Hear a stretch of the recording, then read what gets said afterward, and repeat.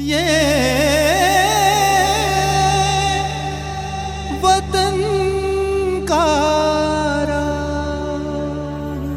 वतन करा के श्रोताओं को नमस्कार। यूं तो 1857 की प्रथम सशस्त्र क्रांति अक्टूबर 1858 तक पूरी तरह दबा दी गई थी, लेकिन अंग्रेज ये समझ गए थे कि हथियारों के बल पर किया गया दमन स्थायी नहीं होगा।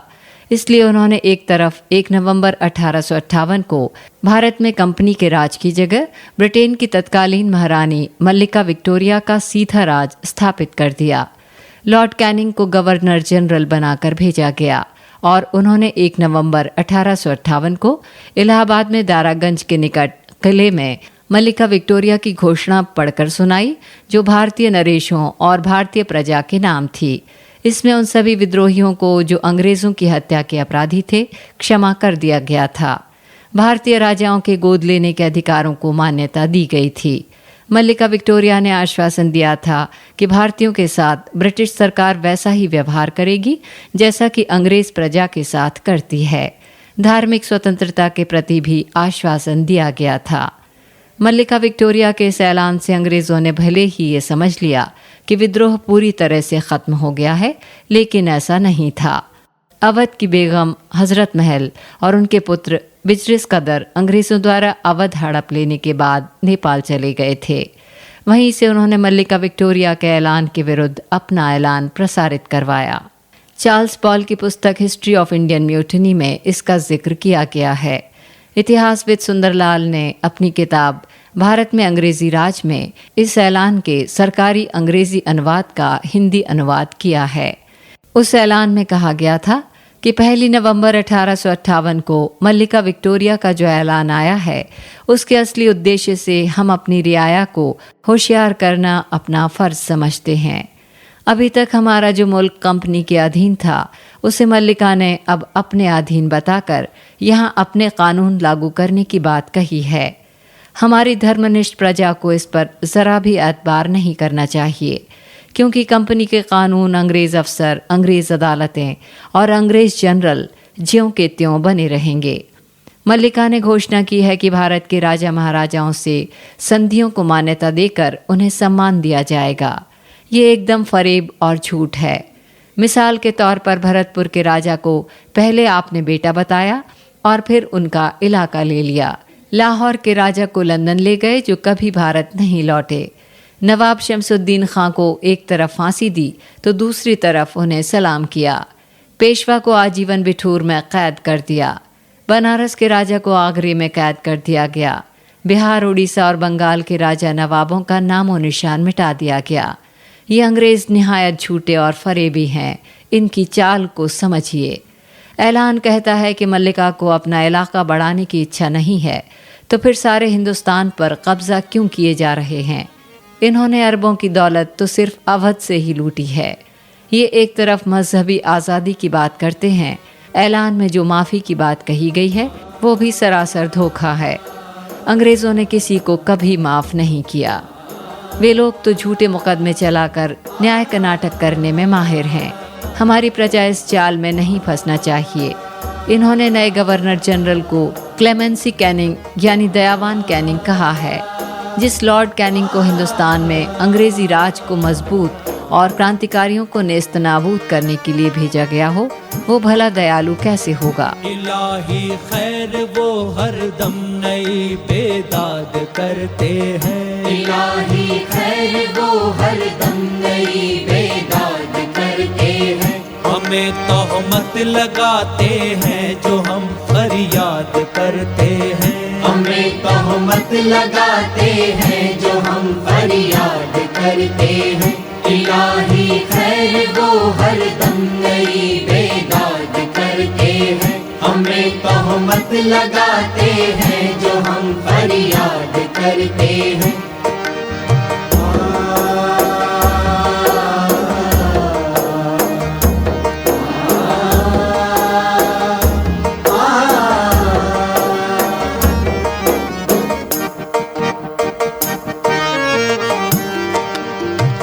कभी आजाद करते हैं, कभी बेदाद करते हैं। कभी आजाद करते हैं, कभी बेदाद करते हैं। कभी आजाद करते हैं, कभी बेदाद करते हैं। कभी आजाद करते हैं, कभी बेदाद करते हैं। मगर इस पर भी हम सौजी से उनको याद करते हैं। मगर इस पर भी हम सौजी से उनको याद करते हैं।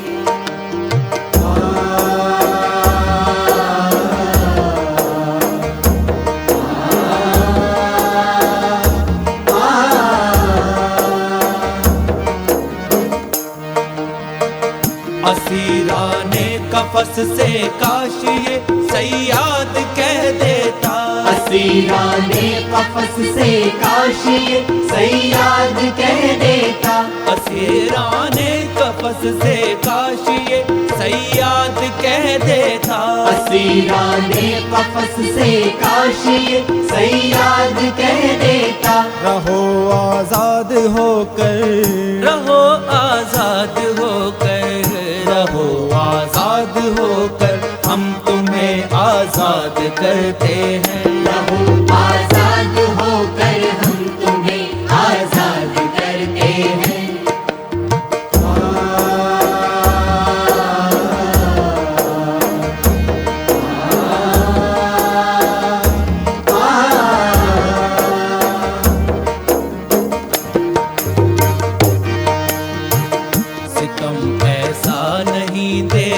जफा ऐसी नहीं देखी। सितम ऐसा नहीं देखा, जफा ऐसी नहीं देखी।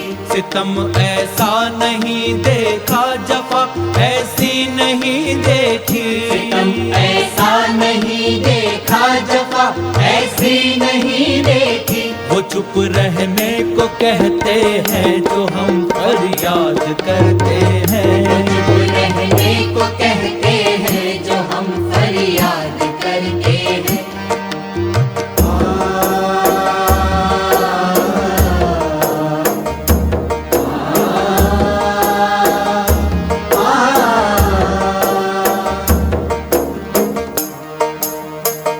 कोई बिस्मिल बनाता है तो मक्तल में हमें बिस्मिल। कोई बिस्मिल बनाता है तो मक्तल में हमें बिस्मिल। कोई बिस्मिल बनाता है तो मक्तल में हमें बिस्मिल। कोई बिस्मिल बनाता है तो मक्तल में हमें बिस्मिल। तो हम डर कर दबी आवाज से फरियाद करते हैं। तो हम डर कर दबी आवाज से फरियाद करते हैं। इलाही खैर वो हरदम नई बेदाद करते हैं। इलाही खैर वो हरदम नई बेदाद करते हैं। हमें तोहमत लगाते हैं जो हम फरियाद करते हैं। हमें तोहमत लगाते हैं जो हम फरियाद करते हैं। इलाही खैर वो हरदम नई बेदाद करते हैं। हमें तोहमत लगाते हैं जो हम फरियाद करते हैं।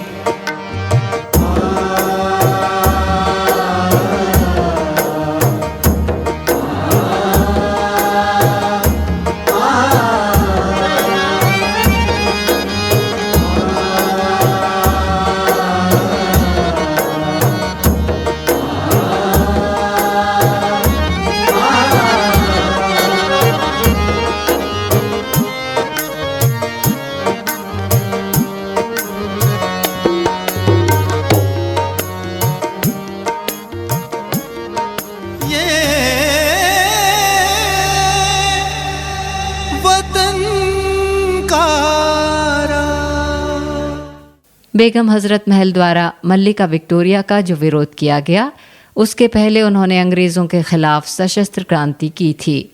चार्ल्स पॉल ने अपनी पुस्तक में साफ लिखा है कि उस समय यद्यपि मुग़ल सम्राट बहादुर शाह जफ़र की गिरफ्तारी हो चुकी थी, लेकिन एक अफवाह उड़ी कि नाना साहब स्वयं बहादुर शाह जफ़र को कैद से आज़ाद कराने के लिए दिल्ली की तरफ बढ़ रहे हैं। हालांकि दिल्ली से इलाहाबाद तक यमुना के किनारे सारा प्रदेश अंग्रेजों के कब्जे में आ चुका था, लेकिन रुहेलखंड और अवध पर अभी भी अंग्रेजी राज बहाल नहीं हो पाया था। ये भी खबर थी कि नाना साहब लखनऊ क्षेत्र में हो सकते हैं, जो कि उस समय क्रांति का केंद्र था। इसलिए 23 फरवरी 1858 को कैंपवेल 17,000 पैदल, 5,000 सवार और 134 तोपें लेकर कानपुर से लखनऊ की तरफ रवाना हुआ। टाइम्स अखबार के भारत स्थित प्रतिनिधि रसेल ने अपनी डायरी में लिखा है कि उस विशाल सेना ने अनेक गांवों को बारूद से उड़ा दिया, क्योंकि अंग्रेज अवध और रुहेलखंड पर पूरी तरह से काबिज होना चाहते थे। इसलिए एक और फौज पूर्व की तरफ से गोरखा सेना के सेनापति जंग बहादुर के नेतृत्व में अवध की तथा जनरल रोक्राफ्ट के नेतृत्व में लखनऊ की ओर बढ़ने लगी। इसके अलावा 2 और सैन्य दल जनरल फैंक्स और जनरल रोक्राफ्ट के नेतृत्व में लखनऊ की ओर पहुंचे और इस तरह अंततः अंग्रेज पूरी अवध पर काबिज हो गए। इतिहासकार मेल्सन ने अवध की सेना द्वारा अंग्रेजों से युद्ध का सजीव वर्णन किया है। तमाम राजा और तालुकेदार बेगम हजरत महल और उनके द्वारा नामित नवाब विजरिस कदर के पक्ष में इतने बहादुरी से लड़े कि खुद गवर्नर जनरल लॉर्ड कैनिंग को आश्चर्य हुआ। उसने जनरल उटरम को एक पत्र में लिखा कि अचरज की बात है कि जिन तालुकेदारों को कंपनी ने मदद दी है, वे भी बेगम हजरत महल के पक्ष में हमसे लड़ रहे हैं। लेकिन इतिहासकार होम्स ने लिखा है कि चूंकि अंग्रेजी सरकार का अस्तित्व ही इन देशी सामंतों को गुलामी का एहसास कराता रहता था, इसलिए वे मौका पाकर आजाद होना चाहते थे। किसी से मांग कर दे, मोल ले कर दे, चुरा कर दे। किसी से मांग कर दे, मोल ले कर दे, चुरा कर दे। बहर सूरत इन्हें दिल चाहिए, दिल को इला कर दे। बहर सूरत इन्हें दिल चाहिए, दिल को इला कर दे। किसी से मांग कर दे, मोल ले कर दे, चुरा कर दे।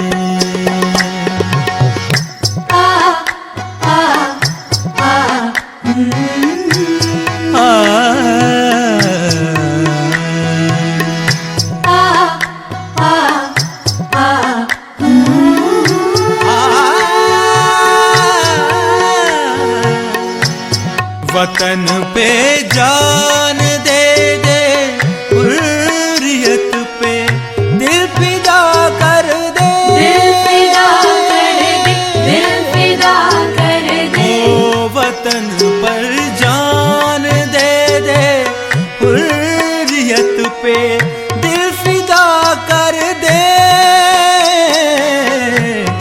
जो इंसान है तो फिर इंसानियत का हक अदा कर दे। जो इंसान है तो फिर इंसानियत का हक अदा कर दे।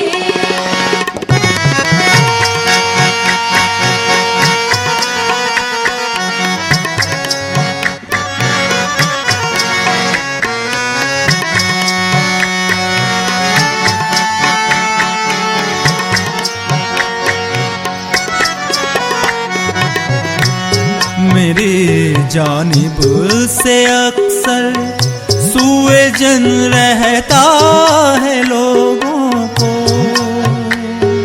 रहता है लोगों को, हाँ जी लोगों को। मेरी जानिब से अक्सर सूए जन रहता है लोगों को।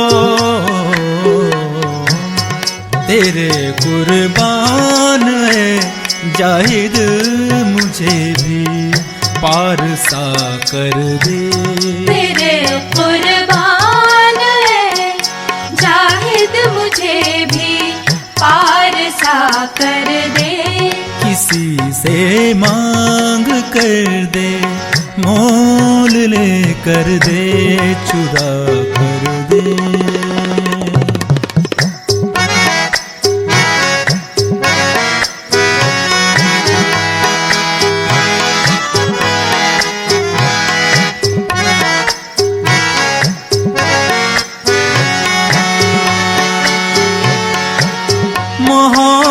और उस बेदर्द की बस चुप रहो अहमक, चुप रहो अहमक, चुप रहो अहमक। मोहब्बत और उस बेदर्द की बस चुप रहो अहमक। वो सुन पाए कहीं ये बात तो आफत बरपा कर दे। वो सुन पाए कहीं ये बात तो आफत बरपा कर दे। किसी से मांग कर दे, मोल ले कर दे, चुरा कर दे। किसी से मांग कर दे, मोल ले कर दे, चुरा कर दे। बहर सूरत इन्हें दिल चाहिए, दिल को हिला कर दे। बहर सूरत इन्हें दिल चाहिए, दिल को हिला कर दे। किसी से मांग कर दे, मोल ले कर दे, चुरा कर दे। बहर सूरत इन्हें दिल चाहिए, दिल को। ये वतन का 14 मार्च 1858 को ब्रिटिश फौज लखनऊ के महल में दाखिल हुई, लेकिन उससे पहले ही बेगम हजरत महल, नवाब बिजरिस कदर और सेनापति मौलवी अहमद शाह शहर से निकल गए। लेफ्टिनेंट मैजेंदी ने अपनी किताब में लिखा है कि अंग्रेज़ों ने विद्रोहियों के साथ बहुत क्रूरता का व्यवहार किया, जबकि बेगम हजरत महल ने गोरे कैदियों से निहायत सभ्यता का व्यवहार किया था।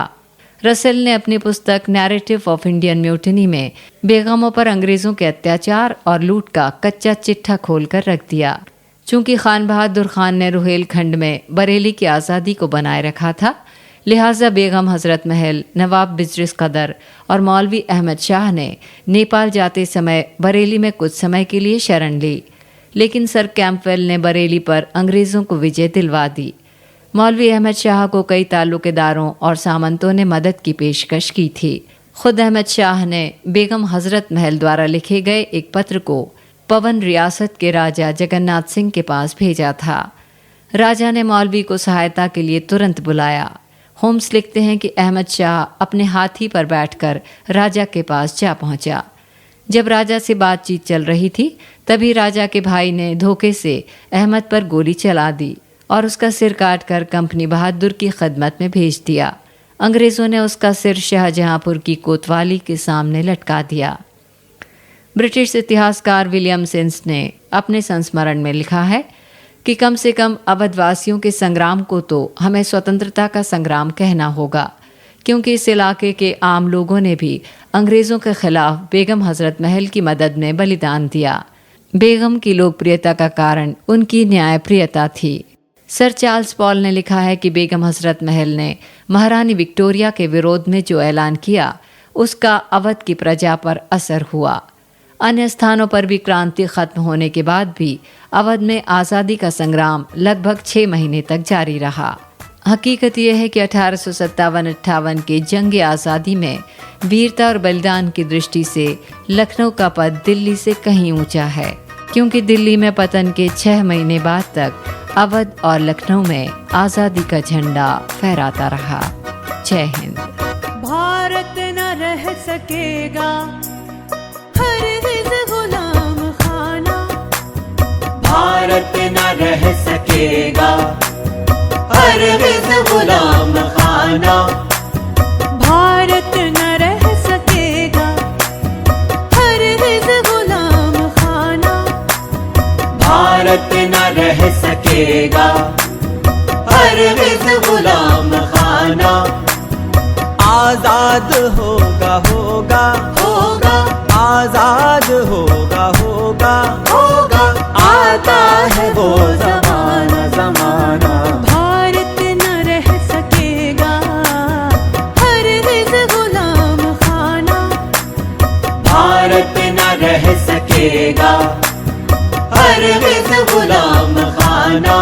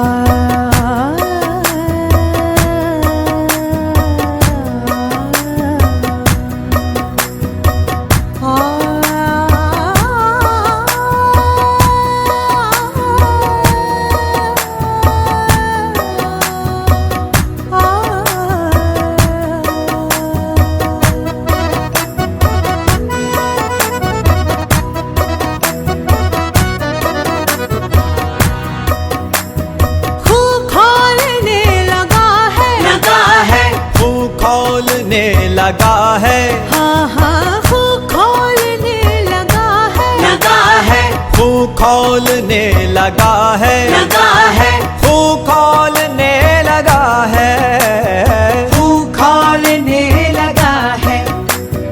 हिंदुस्तानियों का, हिंदुस्तानियों का, हाँ हाँ हिंदुस्तानियों का कर देंगे जालिमों का हम बंद जुल्म ढाना।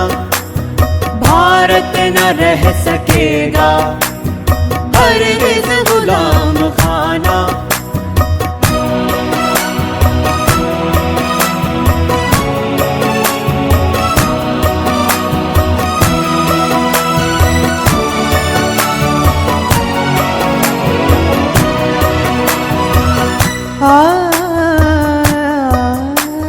कौमी तिरंगे झंडे बेजान सार अपनी, कौमी तिरंगे झंडे बेजान सार अपने, कौमी तिरंगे झंडे पे, आहा तिरंगे झंडे पे, हाँ कौमी तिरंगे झंडे पे, आहा तिरंगे झंडे पे हाँ है जान सार अपनी, है जान सार अपनी, हाँ हाँ है जान सार अपनी। हिंदू मसीह मुस्लिम हिंदू मसीह मुस्लिम गाते हैं ये तराना। भारत न रह सकेगा हरगिज़ गुलाम खाना।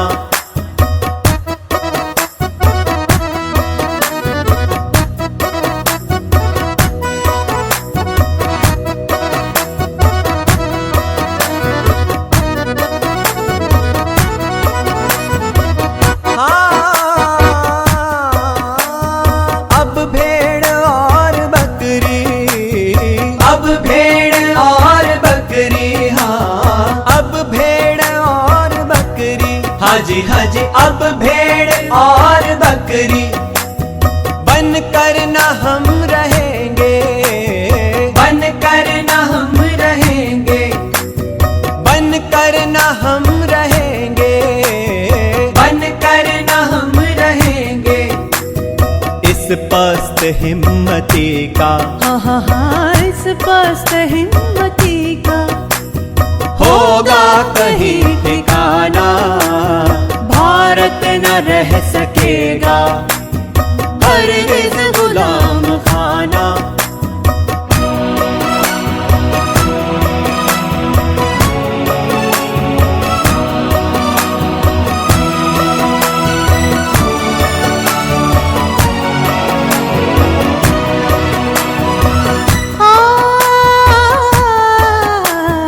परवाह अब किसे है जेलों दमन के प्यारों, परवाह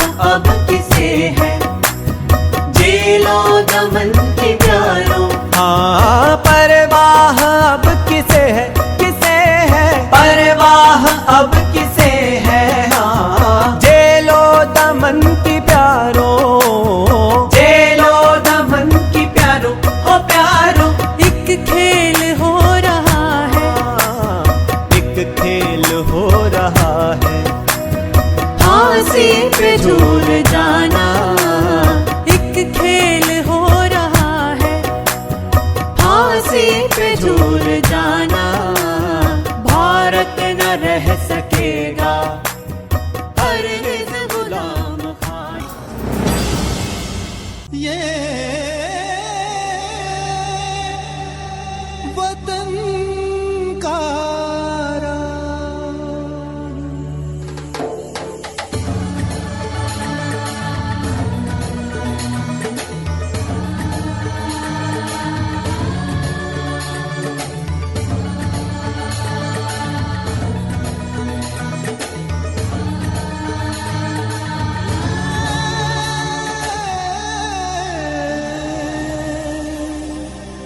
वतन